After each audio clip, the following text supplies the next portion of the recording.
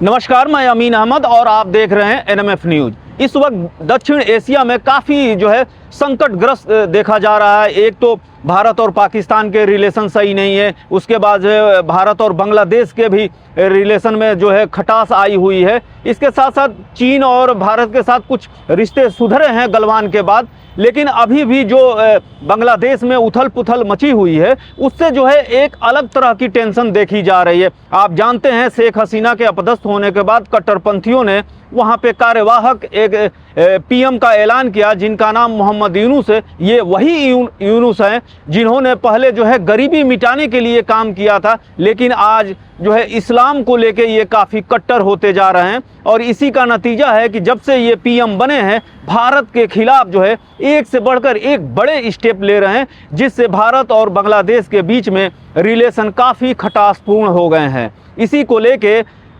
रक्षा मंत्री राजनाथ सिंह ने एक बड़ा बयान दिया। उस बयान का अर्थ ये था कि हमारी बांग्लादेश से कोई दुश्मनी नहीं है। तो फिर क्या है भाई? तो उन्होंने आगे बताया अपने भाषण में कि ये दुश्मनी तो नहीं है, लेकिन अगर बांग्लादेश हमारे ऊपर कोई हमला करता है या हमारे खिलाफ कोई साजिश रचता है तो हम इसके ऊपर एक्सट्रीम लेवल पर चले जाएंगे और वही करेंगे जो हम सन 1971 में किए थे। सन 1971 में क्या हुआ था कि पाकिस्तान की सेना ने लाखों बांग्लादेशियों को मौत के घाट उतार दिया था। ये वही बांग्लादेश है जो आज जिसको हमने पैदा किया, यानी भारत ने उसे अलग करके पैदा किया, और आज यही बांग्लादेश हमें आंख दिखा रहा है। इसी पे हमारे साथ हमारे सहयोगी कार्तिक राणा जुड़े हुए हैं, जो इनके पास थोड़ी सी काफ़ी जानकारी है जो इस बारे में आपको बताएंगे।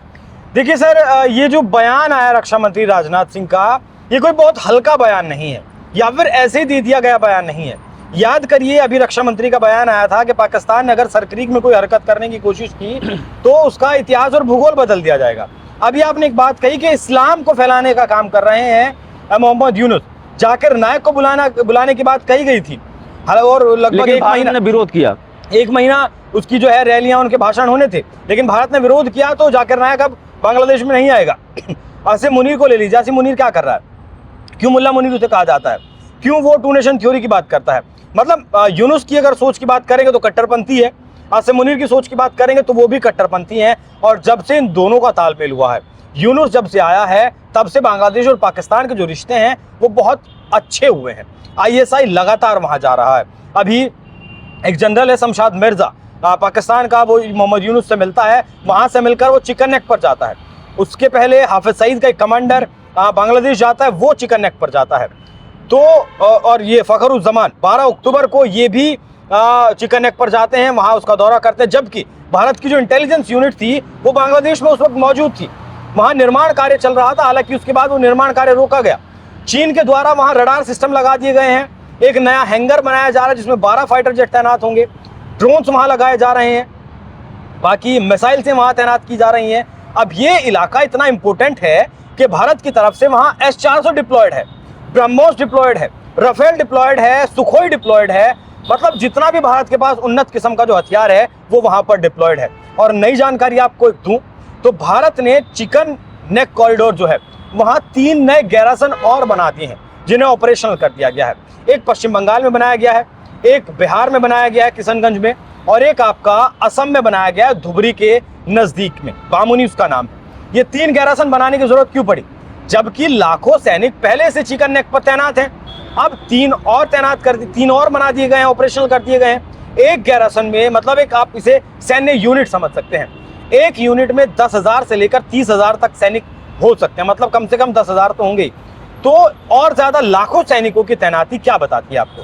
पिछले दिनों कुछ रिपोर्ट्स में यह दावा किया गया था पाकिस्तान की अब इतनी औकात तो नहीं है कि वो जम्मू कश्मीर से पेनिट्रेट भारत में कर सके। तो वो कहीं ना कहीं जो याद करिए बयान गृह मंत्री अमित शाह का जो उन्होंने संसद में दिया था कि ममता बनर्जी लगभग 550 किलोमीटर का अभी बॉर्डर ऐसा है बांग्लादेश और भारत का जिस पर अभी फेंसिंग नहीं हो पाई है क्योंकि ममता सरकार जमीन नहीं दे रही थी।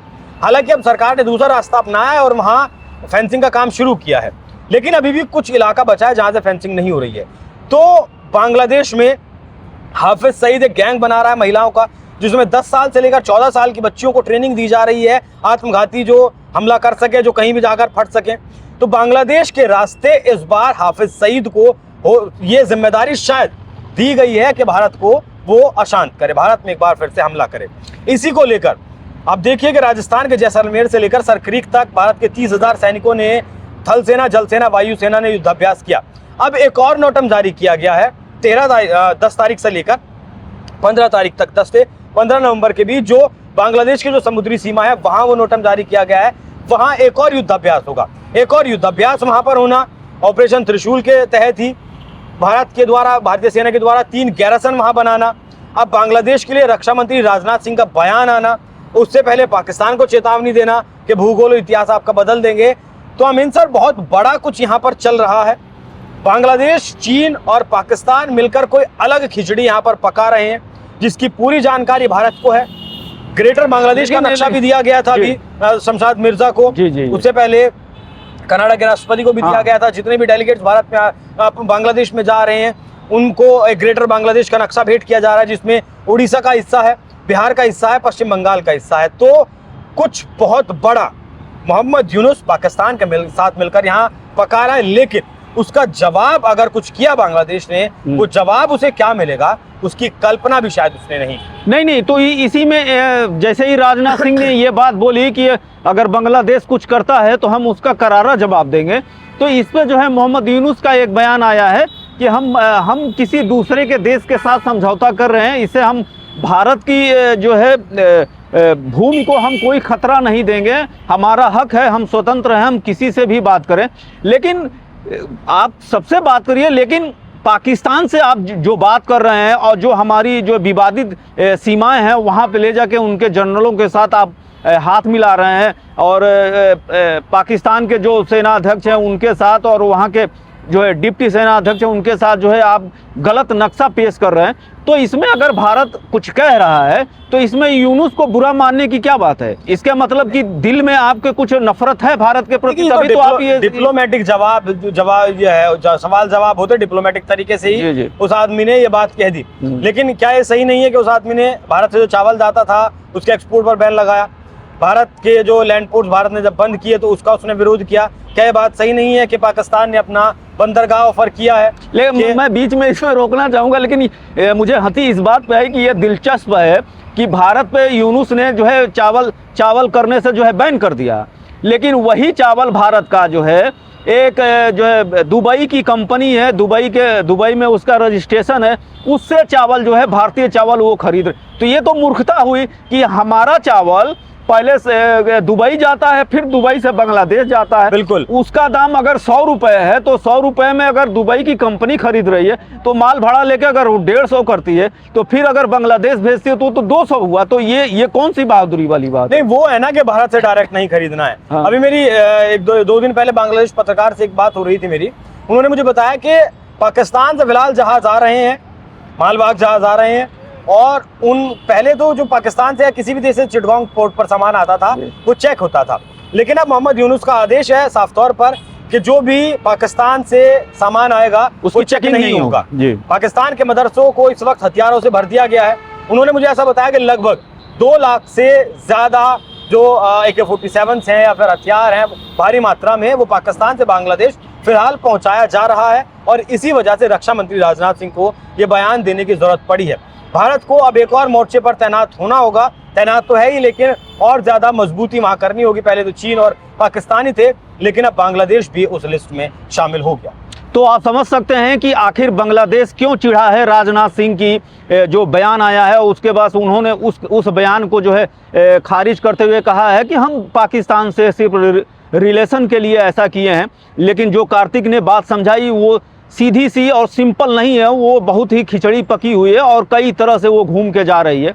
लेकिन मरने वालों को जो अगर कोई मरना चाहे तो उसके लिए हम क्या कर सकते हैं? पाकिस्तान से दोस्ती, ये वही पाकिस्तान है कि 71 में क्या क्या किया बांग्लादेशियों के साथ, लेकिन अब कट्टरपंथी सरकारें वहाँ आ चुकी हैं, और जो पहले जो है गरीबों की बात करता था, उनकी भूखमरी की बात करता था, अब जो है इस्लाम को लेके जो है लड़ने और मारने के लिए तैयार है। तो इस पे क्या कहा जाए? ये स्टोरी आपको कैसी लगी बताइएगा ज़रूर कमेंट करके।